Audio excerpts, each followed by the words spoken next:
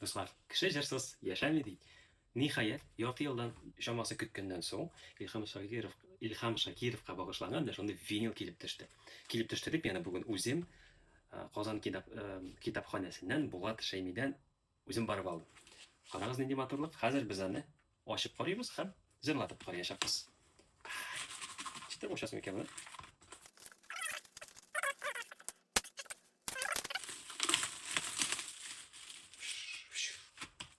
Mana shunday. Mana hozir oshamiz. Ichida yog'ishmasam 2 vinil bo'lirga tegish.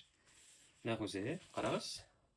Ilham Shakirov TSSRning ot qozongan xalq artisti, Tatar estradasi yulduzi, Tatar sanduvachi degan.